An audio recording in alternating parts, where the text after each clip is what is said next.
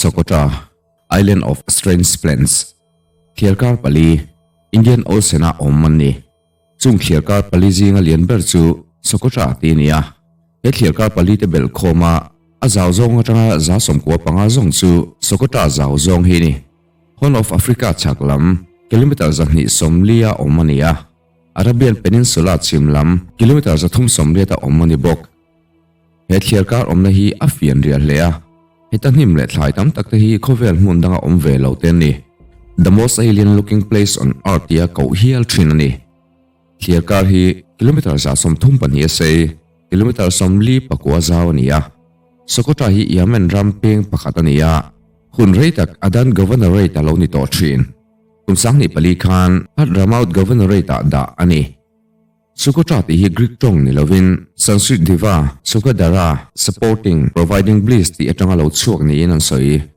dan dang le chuan Arabic tonga market ti nania Kotra ti chu dripping frankincense ti nani he khierkar mel mang hi chithuina then theya pakhatna narrow coastal plains panina limestone plateau permit with karstic caves pathumna he higher mountains he tlang mountain hi meter sanga zanga pathum fit sangli zakwa somthum pakhat lai sang ani Socotra hi Arabian Sea biodiversity thaberang ngai hi alania kumsanga zakwa somkwa vel khan United Nations biologist team 10 thlai himle nungcha ten enfia endemic species zasari don lion muwa chungte sokovel mundanga omve zen lo ten nia Hawaii New Caledonia le Galapagos Island ate chuan tlem chu omve Botanical Field Survey chu Center for Middle Eastern Plants in Kaishuin athok chuaka thlai nim chi zaria somni panga a zathum pasari te chu zirchian deu bi kan nia hengte hi khovel mundanga anom velo ni Socotra archipelago a thlai om zong chu IUCN red list da ania pathum phei chu endangered ni in kumsang ni pali phei ka chuan hum halbi somni pasari la yom ta Socotra plan lar tak pakhat chu dragon blood tree ania hetiang chi ho PNG hi adang lam hlea ni liep le pa ang hlea anna hi asena chu man line dragon ti sen ni nan ngai thin tunlai chon rong le varni siam nan an mang ta thung ani he khierkara thlai le hnim te hi damdoi siam nan le cosmetic siam nan an mang na sa le bokani thing le thlai tora chaulo nungcha fauna lama po khierkar hi a ho saleni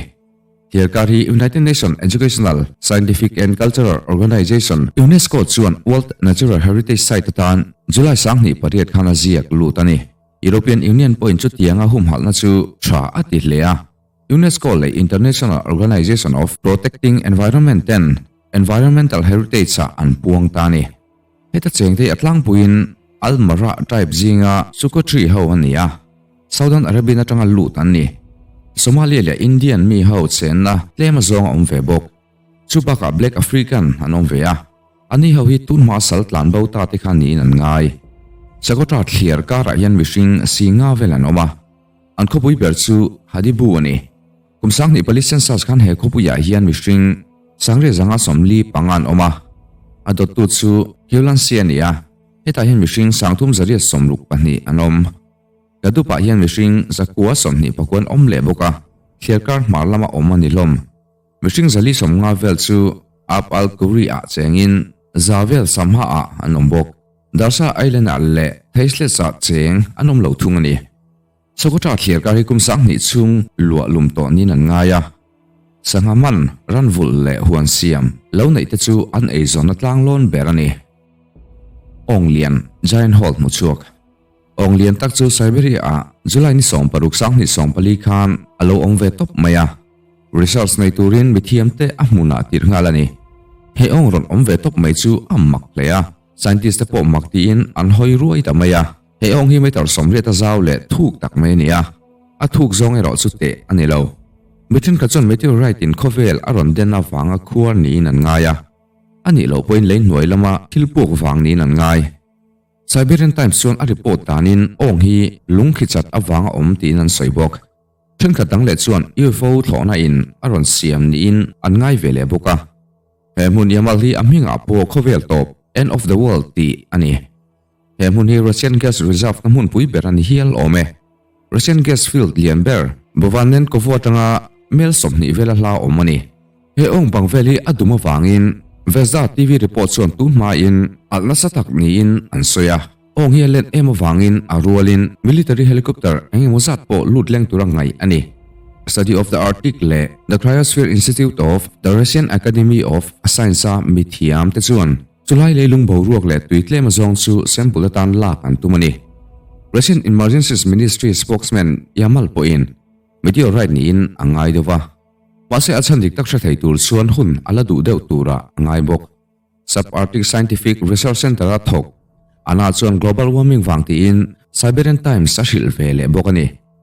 Ani suan tui si le ges su lain huay lama al kangin apuak da faka ong zao taka siyam ta ni na soitung. Asoy hi adi kani ifay suan mundang danga po a omle thayani. Su vangin sulay nai vela lain huay gas pipeline an pum tan po al om thay donani.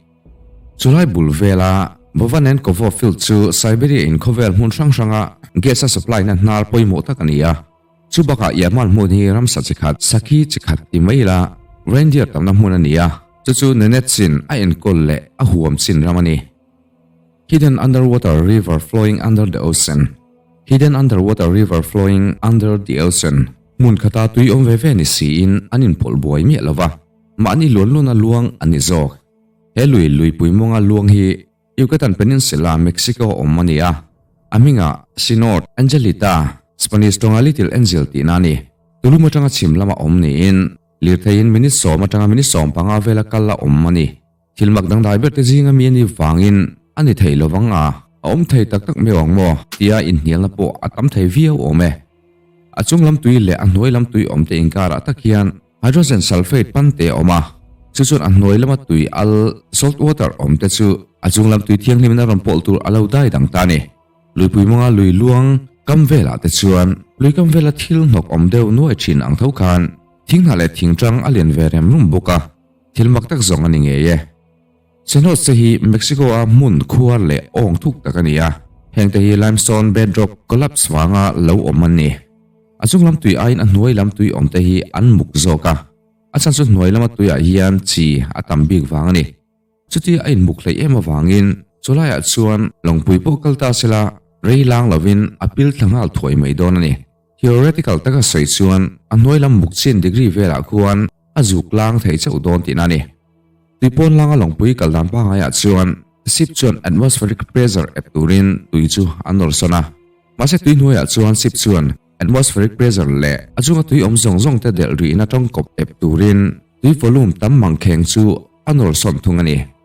chitam lutuk na luimunga tuya suan thinglen nomnok aum ngek nguka turit le muka te hian tui muklo ain thing na le nomnok atam ta jok thinani chu wangin nomnok tui tla te chu khatilai mong lama khan antla lu ta zel mai thinani atlang point tui alutuka hian sanga le ran nung dangten om hlei thei thin lawa dalui ro chuan tha nen ain angreng hial ome Uluru hi airstrike ti po in hriat ania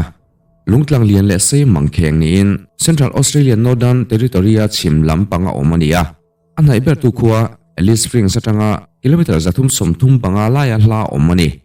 kata juta le uluru te hi uluru kata juta national park mun langsa tak panin ni uluru hi helai nai vela cheng anangu hau mun ser ani Chubaka uluru hi UNESCO in World Heritage Site ta an than chua jinga telveni pe jam jara mi ta chuan helung sei le lian tak mai hi uluru an ti maya July ni som bakwa sanga sari somsari pathum khan surveyor William Godson he mun hi amu ve ta